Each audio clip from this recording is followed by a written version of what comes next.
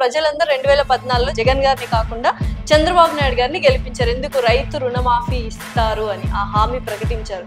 కానీ ఆ హామీ ఇప్పటికీ నెరవేర్చలేదు కదా.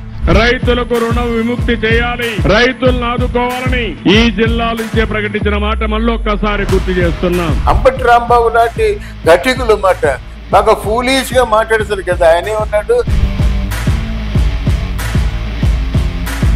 వాలంటీర్ వ్యవస్థ అంటేనే చాలా పెద్ద మోసం ఇందులో అన్న వాళ్ళు ఇప్పుడు వాలంటీర్ల యొక్క బాధల గురించి మాట్లాడుతున్నారు. చూడు, అధికార వికేంద్రీకరణ అన్నాడు.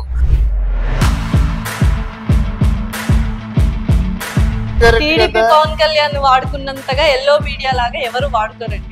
ఎకరం 50 కోట్లు చేసింది జగన్మోహన్ రెడ్డినా?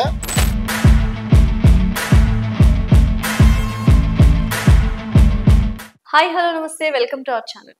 ప్రముఖ రాజకీయ విశ్లేషకులు అలాగే మూవీ క్రిటిక్ ఇమ్మంది రామారావు గారు మనతో పాటే ఉన్నారు. నమస్కారం సార్. నమస్తే అమ్మా. 2014లో కూడా చంద్రబాబు నాయుడు గారు రైతు రుణమాఫీ అని చెప్పే ఓట్లు అడిగారు. మరి మాఫీ చేయలేదు ఆయన? అలా కదమ్మా, సేమ్ అదే అడుగుతున్నారు. అన్ని వేలు రైతు రుణమాఫీ అనేది కుదరది పని అని తెలిసే జగన్ గారు ఆ రోజు నేను రైతు రుణమాఫీ అనేది నేను ఒప్పుకోను, అది కుదరదు అని ఆయన ఆ రోజు ఆ మాట చెప్పలేదు. అందుకనే ప్రజలందరూ 2014లో జగన్ గారిని కాకుండా చంద్రబాబు నాయుడు గారిని గెలిపించారు. ఎందుకు? రైతు రుణమాఫీ ఇస్తారు అని ఆ హామీ ప్రకటించారు. కానీ ఆ హామీ ఇప్పటికీ నెరవేర్చలేదు కదా. ఇప్పుడు రుణమాఫీ అన్నది నెరవేర్చలేదు కానీ ప్రజలకి నష్టం లేదు కదా. దాని మీద వస్తుంది అనుకుంది పోయారు. ఇది అలా కాదు. 25,000 కోట్ల రూపాయలు ఎప్పుడు తీరాను. ఈ జగన్మోహన్ రెడ్డి తీరుస్తాడా? కరెంటు శాశ్వతంగా బిల్లులు కట్టేస్తాడు. 200 2,000 అయ్యింది. ఏం చెప్తాడు ఇప్పుడు? నేను అనేది ఏ రాజకీయ నాయకుడైనా ఇచ్చిన ప్రతి ఒక్క హామీని నెరవేర్చలేడు అన్నది వాళ్ళకు తెలుసు, ప్రజలకు తెలుసు. నువ్వు నెరవేర్చకపోయినా పర్వాలేదమ్మా. ప్రజల దృష్టిలో అలా కాదు. విశాఖపట్నం వెళ్తుంటే విశాఖపట్నంలో ప్రభుత్వ ఆస్తులు ఎన్నో తనఖా పెట్టేశాడు ఒకటి. తర్వాత ఋషికొండని గుండెలు బద్దలు కొట్టి మామూలుగా బిల్డింగులు కట్టుకున్నాడు, 1000 కోట్ల బిల్డింగు 2. తర్వాత మూడోది ఏమిటంటే ఇక ప్రభుత్వ ఆస్తుల మీద కన్నేయడం, ప్రభుత్వ ఆస్తుల్ని తాకట్టు పెట్టడం. అలాగే ఇండివిజువల్గా ఉన్న వాళ్ళేమో ఏదైనా రిజిస్ట్రేషన్ చేసుకుంటే రిజిస్ట్రేషన్ పేపర్ల మీద జగన్మోహన్ రెడ్డి ఫోటో ఉండడం, తర్వాత ఒరిజినల్స్ ఏమో ప్రభుత్వంలో ఉండడం, జెరాక్స్ కాపీలు వాళ్ళ చేతుల్లో ఉండడం. దీన్ని మీరు ఎంతవరకు సమర్థిస్తారు? మీరు రిజిస్ట్రేషన్ చేయించుకున్నారు ఎంతో కష్టపడి, దానికి ఏంటంటే ఒరిజినల్ పేపర్స్ ఆయన చేతి మీద ఉంటుంది. రిజిస్ట్రేషన్ చేసుకుంటే మన గవర్నమెంట్ ఆఫ్ ఇండియా ఆ స్టాంప్ పేపర్ ఉంటారు కానీ దాని మీద ఈ జగన్మోహన్ రెడ్డి ఫోటో ఉండడానికి ఏమిటి? అన్నిటి మీద జగన్మోహన్ రెడ్డి తాలూ ఫోటోలు ఉండడమేనా? ఆ చెట్లు అన్ని పడగొట్టేశాడు. అశోకుడేమో చెట్లు నాటించండి అంటే ఈ చెట్లు పడగొట్టేశాడు. దాని మీద జగన్మోహన్ రెడ్డి. అంతెందుకు తిరుపతి తిరుమల దేవస్థానం మీద వైసీపీ కలర్స్ వేశాడు. ఎంత పాపం అమ్మది! ఎన్ని చేశాడు? ఇవన్నీ జగన్మోహన్ రెడ్డి గారు చేసిన తప్పులు అంటారు. అవును, అంతేనమ్మా. ప్రజల దృష్టిలో తప్పు కదా. ఓం నమో వెంకటేశాయ అని వినిపించిన దానికి ప్రజల దృష్టిలో ఇవన్నీ తప్పులు. కానీ ప్రజల దృష్టిలో సంక్షేమ పథకాలు ఇచ్చిన దేవుడు అంటున్నారు. ప్రజల దృష్టిలో ముసలి వాళ్ళు ఎవరైతే ఉన్నారో 3,000 పింఛన్ ఎవ్రీ మంత్ ఇవ్వడము అది మంచి పని అంటున్నారు. ప్రజల దృష్టిలో అమ్మఒడి అనే పేరుతో ప్రతి సంవత్సరం 15,000 అమ్మ ఖాతాకే వెళ్తుంది, అంటే ఆడవాళ్ళ ఖాతాకే వెళ్తుంది. ప్రజల దృష్టిలో ఇప్పుడు పిల్లలు ఎవరైతే ఉన్నారో ఇంగ్లీష్ చకచకా మాట్లాడుతున్నారు. అదే ప్రజల దృష్టిలో వాళ్ళ స్కూల్స్ నాడు నేడు చూసుకుంటే ఇన్ఫ్రాస్ట్రక్చర్ కావచ్చు, తర్వాత ఆ బిల్డింగులు కావచ్చు, కనీసం టాయిలెట్ వసతి కూడా లేని చంద్రబాబు నాయుడు గారి హయాంలో ఇప్పుడు స్కూళ్ళు ఎలా ఉన్నాయో ఒకసారి చూసారా మీరు? ఇవన్నీ ప్రజల దృష్టిలో మంచి పనులే కదా. ప్రజల దృష్టిలో తిరుమల తిరుపతి దేవస్థానం మీద వాళ్ళ కలర్లు వేయించుకుంటే ప్రజలకు ఏమి నష్టం లేదు. ఇవన్నీ చేయడం వేయొచ్చు కదా. వాటి వల్ల ప్రజలకు వచ్చే నష్టం లేదు. ఇవన్నీ ప్రజలకు చేసిన సంక్షేమాలు అంటున్నా. ఇవన్నీ ప్రజలు గుర్తించారు, ప్రజల యొక్క సేవ చేశాడు అంటున్నాను వాలంటీర్ల వ్యవస్థతో. కాదండి, ప్రజలకు సేవ చేశారంటారు. నేను చెప్తాను వినండి. ఎంతమందికి ఇచ్చారు? అది కూడా నిగ్గు తేలింది. ఎంతమందికి ఇచ్చాడు? అమ్మఒడి సరే ఎంత మందికి ఇచ్చారు పక్కన పెడితే చంద్రబాబు నాయుడు గారు అసలు ఇవ్వలేదు కదా.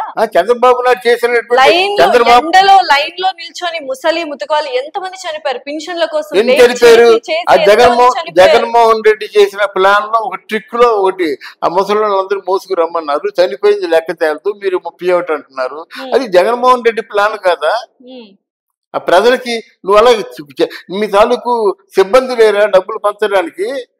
ఒకసారి వెళ్ళినట్టయితే ఎవరు అడిగినట్టయితే మేము పంచవలసింది 30 లక్షలు, మాకు వచ్చింది 3 లక్షలు అన్నాడు. ఎవరు ఇప్పుడు ఎందుకు ఈ లాస్ట్ మంత్ లోనో బిఫోర్ లాస్ట్ మంత్ లోనో పెన్షన్ ఇవ్వకుండా ఎందుకు అడ్డుకున్నారు చంద్రబాబు నాయుడు గారు? మళ్ళీ అది కాదు, మంచి పనే కదా. ప్రజలకు డబ్బు 3,000 రూపాయలు ఇవ్వడాన్ని కూడా అడ్డుకున్నాడంటే అది ఎంత అడ్డుకోలేదు. ఆయన అన్ని అలాంటి అబద్ధాలే చూసావా ప్రజలకు. నేనేమో పెన్షన్ ఎందుకు ఆగింది? ఎందుకు ఆగిందంటే డబ్బులు లేవు అని దగ్గర, డబ్బులు ఖజానాలు డబ్బులు లేవు. డబ్బులు లేక ఒక రోజంతా ఇవ్వడం మానేశారు. వాళ్ళ సిబ్బందికి కూర్చోబెట్టి జీతాలు ఇస్తున్నారు కదా, వాళ్ళకి సిబ్బంది చేసి పంచవచ్చు కదా. అదే చంద్రబాబు నాయుడు గారు పవన్ కళ్యాణ్ గారు వాలంటీర్ వ్యవస్థ అస్సలు వాలంటీర్ వ్యవస్థ లాగే పనిచేయట్లేదు అన్నారు. మరి ఇప్పుడు వాళ్ళే మేము అధికారంలోకి వస్తే వాలంటీర్ వ్యవస్థను ఉంచుతాము అంటున్నారు. అంటే అప్పుడు జగన్ గారు వాలంటీర్ వ్యవస్థ అనేది కరెక్ట్ అనే కదా. వాళ్ళ మాటలు మీరు పూర్తిగా వినకుండా మాట్లాడుతున్నారు. 5,000 రూపాయలకేమో ఒకరిని వెట్టి చాకరీ చేసుకోమని చెప్తారా మీరు? బిఏ చదివే ఉన్నారు, బీటెక్ చదివే ఉన్నారు. ఒక మనం హాస్టల్లో ఉంటే 6,000 రూపాయలు తీసుకుంటాం. ఒక బీటెక్ కూడా, బిఏ కూడా, ఎంఏ కూడా 5,000 రూపాయలు జీతం. ఎప్పుడైనా వాలంటీర్ దగ్గరికి వెళ్ళి మాట్లాడారా? మాట్లాడారు. వెట్టి చాకరీ అంటున్నారా? నేను వెళ్ళిన ప్రతి ఒక్కళ్ళు మేము ప్రజలకు సేవ చేస్తున్నాము, పార్టీ వల్ల కాకుండా ప్రభుత్వం ఏవైతే సంక్షేమాలు ఇస్తుందో అవి వెళ్ళి తలుపు తట్టి మేము వాళ్ళకి ఇస్తున్నాం. వాలంటీర్ వ్యవస్థ అనేది చాలా గొప్ప వ్యవస్థ, ఇప్పుడు ప్రజలు ప్రతి ఒక్కళ్ళు హర్షిస్తున్నారు అని వాలంటీరే చెప్తున్నారు. అవునమ్మా, వెట్టి చాకరీ ఎవరు ఫీల్ అవ్వట్లేదు. మీరు చెప్తున్నారు వెట్టి చాకరీ, వాలంటీర్ వెళ్ళి అడగండి ఒకసారి. వాళ్ళు వాలంటీర్ల గురించి ఏం చెప్తున్నారు? వాలంటీర్స్ మేము స్క్రూటినీ చేస్తాము, వాళ్ళ స్కిల్స్ ని బట్టి స్కిల్స్ డెవలప్మెంట్ పెడతాము. 5,000 50,000 అంటున్నారు. వాళ్ళ తాలూకు స్కిల్, వాళ్ళ తాలూకు డిగ్రీని బట్టి, వాళ్ళ తాలూకు స్థాయిని బట్టి వాళ్ళకి ఉద్యోగాలు ఇస్తున్నారు. అవన్నీ అయ్యేలోపు 5,000 అయిపోతాయి. ఎందుకు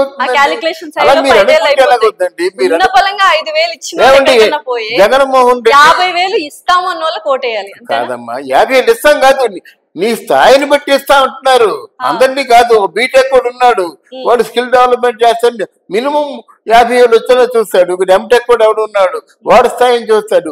వాడు గతి మతి లేక ఉద్యోగం చేసుకుంటాడు. అక్కడ మీకు తెలుసా, మా పెన్షన్ ఇచ్చినప్పుడు 100 రూపాయలు తీసుకుంటాడు, తెల్లగాటికేమో 500 రూపాయలు తీసుకుంటాడు, రుణమాఫీకో లేకపోతే రుణం కోసం 1000 రూపాయలు తీసుకుంటాడు.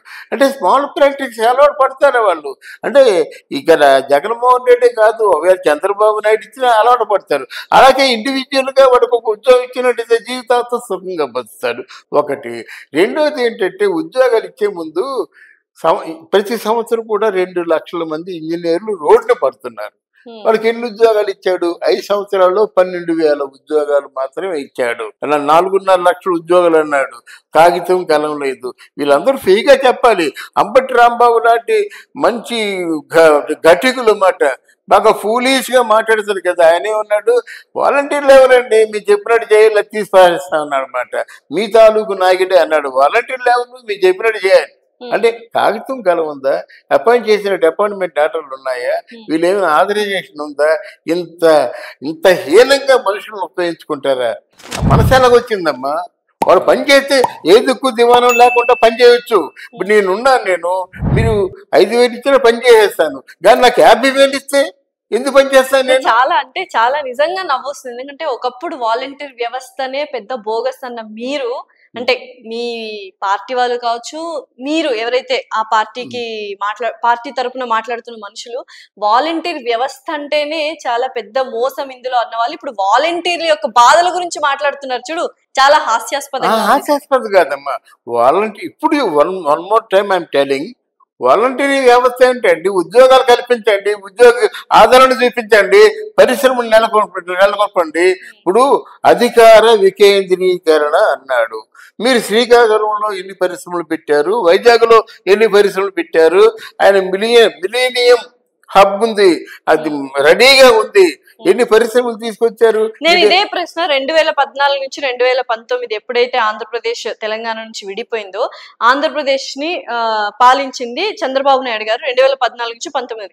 ఆయన ఎన్ని కేంద్రాలు తీసుకొచ్చాడు, ఆయన ఎన్ని ఉద్యోగాలు కల్పించాడు, ఆయన ఎంత బాగా డెవలప్ చేశాడు. అమరావతి 3D పిక్చర్ లో రాజమౌళి గారిని తీసుకొచ్చి 3D పిక్చర్ లో ఏయించారు తప్పితే అది ఎక్కడుంది? జగన్మోహన్ రెడ్డి గారు 2019 నుంచి 2024లో పాలించినప్పుడు 2 ఏళ్ళు కరోనాకే వెళ్ళింది, ఆయన 3 ఏళ్ళు పైగా మొట్టమొదటగా సీఎం అయ్యారు ఆ టైంలో. కానీ 2014లో చంద్రబాబు నాయుడుకి దానికి ముందే ఎంతో రాజకీయ అనుభవం ఉంది. 5 ఏళ్ళు ఇచ్చిన ఆయన ఏం చేశారు, 3 ఏళ్ళు కొత్తగా ఇచ్చిన ఆయన, అందులో 2 ఏళ్ళు కరోనా పోతే ఈయన ఏం చేశాడు? మ్యారేజ్ వేసుకోండి. హైదరాబాద్ బంగారం చేశారండి. ఏం చేశాడు? ఎవరైనా అమెరికాలో ఉన్నవాడిని, బెంగళూరులో ఉన్నవాళ్ళని, మద్రాసులో ఉన్నవాడిని, బొంబాయిలో ఉన్న వాళ్ళని, ఐటీ వాళ్ళందరూ బయటకు వచ్చి చంద్రబాబు నాయుడు తాలూకు అరెస్ట్ లో మేము ఉన్నాం, మీతో ఉంటాం అని ఎంత గ్రాటిట్యూడ్ ప్రకటించారు. అవును, మీరు అన్నట్టు ఏమంటారు, హైదరాబాద్ లో ఉన్న వాళ్ళు ఎన్ఆర్ఐలు చాలా గ్రాటిట్యూడ్ చంద్రబాబు నాయుడు గారికి చేశారు. ఇక్కడ గ్రాటిట్యూడ్ చూపిస్తుంది ఓటేస్తున్న పేద ప్రజలు. వాళ్ళు వచ్చి ఓటేరు కదా ఎన్ఆర్ఐ వాళ్ళు, తెలంగాణలో ఉన్న వాళ్ళు వచ్చి ఎవరు అదే మనం చూస్తాం కదా. వైఎస్ఆర్సీపీ కోటేస్తుంది పేద ప్రజలు, ఎవరైతే ఓటేస్తారో వాళ్ళకి సహాయం చేశారు. ఇప్పుడు ఎలక్షన్లు జరుగుతున్నాయి, ప్రజలు ఇచ్చే తీర్పు చెప్తాము. ఇప్పుడు మీరు సోకాళ్ళ ఎన్ఆర్ఐ వాళ్ళు గచ్చిబౌలిలో ఉన్న ఐటీ వచ్చి ఓటేస్తారా? వాళ్ళకి వెకేషన్ డే, అది ఓటు డే రోజు వెకేషన్ డే, ఇంట్లో కూర్చుంటారు. ఇప్పుడు హైదరాబాద్ కి ఓటేసేది పేద కాదమ్మా, హైదరాబాద్ రూపురేఖలు మార్చి ఈ రోజు ఎకరం 50 కోట్లు చేసింది జగన్మోహన్ రెడ్డినా? జగన్మోహన్ రెడ్డి గారు అప్పుడు ఇంకా ముఖ్యమంత్రిగా అలా కాదమ్మా. ఇప్పుడు జగన్మోహన్ రెడ్డి గాని రాజశేఖర రెడ్డి గాని ఎవరైనా చేశారు హైదరాబాద్ అని? చంద్రబాబు నాయుడు చేశాడు, పరిశ్రమలు తీసుకొచ్చాడు, సంపద సృష్టించాడు, 64,000 కోట్ల రూపాయలు నెలకు ఆదాయం తెప్పించాడు. ఇవన్నీ చంద్రబాబు నాయుడు తెప్పించాడు. తెలంగాణ వాళ్ళు మొత్తం హైదరాబాద్ ని తీసుకెళ్లారు. ఒక్క హైదరాబాద్ లో మాత్రమే డెవలప్ చేశారు చంద్రబాబు నాయుడు గారు. ఆ హైదరాబాద్ ని తెలంగాణ వాళ్ళు తీసుకెళ్లిపోయారు. అదే అంత విజనరీ ఉన్న చంద్రబాబు నాయుడు గారు విజనరీ పర్సన్ అంటారు కదా, ఒక్క హైదరాబాద్ లో కాకుండా విజయవాడలో, కర్నూలులో, రాయలసీమ, ఆంధ్రాలో కూడా ఇన్వెస్ట్ చేసి ఉంటే అప్పుడు విజనరీలో, ఇప్పుడు ఏదైతే ఆంధ్రప్రదేశ్ సపరేట్ అయిందో అప్పుడు డెవలప్మెంట్ ఉండేది కదా. ఎందుకంటే అప్పటికి విశాఖపట్నంలో 200 అంటే ఇండస్ట్రీస్ ఉన్నాయి విశాఖపట్నంలో. దాన్నే మిలియనీర్ హబ్ అంటారు. ఇక్కడ కియా మోటార్స్ పెట్టాడు. అంటే ఏమిటి, తిరుపతి ఆ ప్రాంతంలో. ఇక్కడేమో అమర్రాజా బ్యాటరీస్ పెట్టాడు. అన్ని పోయినాయి కదా.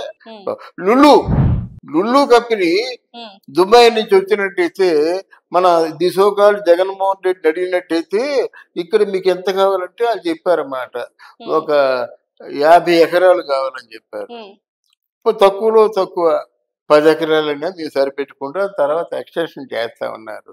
సహజంగా ఎవరినైనా రిక్వెస్ట్ చేస్తే అందులో 15,000 మంది ఎంప్లాయీకి ఉద్యోగాలు ఇస్తా ఉన్నారు.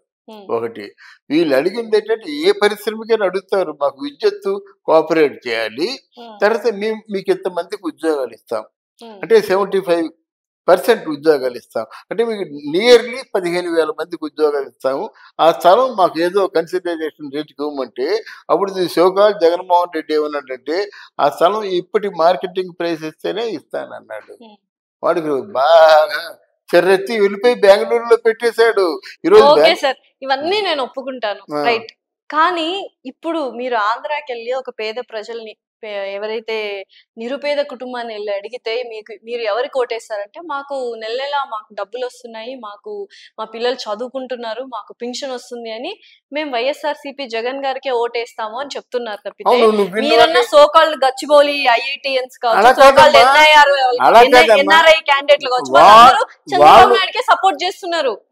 ఓటు ఎవరు వేస్తున్నారు అనేది చూడండి మీరు చూడండి. మీరు చూస్తే జగన్మోహన్ రెడ్డి తాలూకు వీడియోలో చూస్తారు. అలా కాకుండా ఒకసారి పవన్ కళ్యాణ్ జగన్మోహన్ రెడ్డి గారి వీడియోలో చూడలేదండి, డైరెక్ట్ గా ప్రజల దగ్గరికి వెళ్ళి మాట్లాడుతున్నారు చాలా మంది. అదేనమ్మా. ఇప్పుడు దీని తీర్పు ఇంకెన్నాళ్ళు ఉంది? ఒక 20 రోజులు ఉంది. అంతిమ తీర్పే కరెక్ట్. పవన్ కళ్యాణ్ వాడుకున్నంతగా ఎల్లో మీడియా లాగా ఎవరు వాడుకోరండి. మీడియాను వాడుకున్నంతగా మీరు ఎల్లో మీడియా ఉన్నది జగన్ కు ఉంది. పేటిఎం జర్నలిస్టులు జగన్ కున్నారు, పేటిఎం ఆర్టిస్టులు జగన్ కున్నారు. ఎల్లో మీడియా పేరు వచ్చిందే చంద్రబాబు నాయుడు గారి గురించే కదా పేరు వచ్చింది. లేదు అలా కాదు. కానీ ఇదేమవుతుందంటే, మనం బాగా ఘర్షణ పడ్డా చాలా మంచి విషయం. కానీ ఇక్కడ జనం తీర్పు చూడాలి, జనం ఆలోచనలు చూడాలి.